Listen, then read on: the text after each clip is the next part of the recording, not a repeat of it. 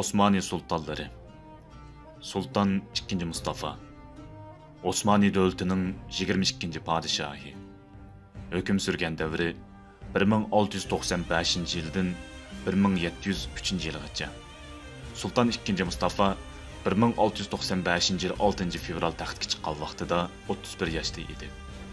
Feyzullah Efendi'den ders aldı. Onun qarşıca mag'lubiyatning asosli sababi padişahlarning qo'shinlarning beshida bo'lmasligi edi.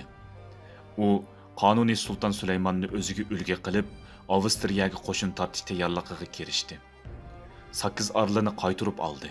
Biroq Avstriya bilan Rossiyaning oldida mag'lubiyatga uchurdi. Bu mag'lubiyatlar tufaylidan Karlofcha kelishimnomasi imzolandi.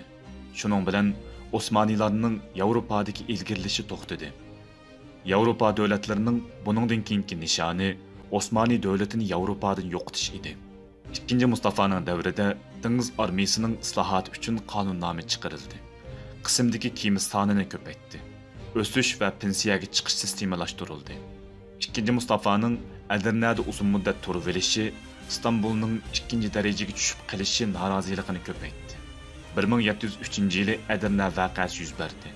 Chiqqan bu isyonda ikkinchi Mustafa taxtdan tushirildi. Shuncha qilgan xizmatiga javoban bunda xotimi berilish qattiq umidsizlikka sabab bo'ldi. 1703-yili 30 dekabr vafot topdi. Yangi masjiddagi dadisi 4-Mehmetning oyig'iga dafn qilindi. U iqboli taxallusi bilan she'rlar yozgan edi.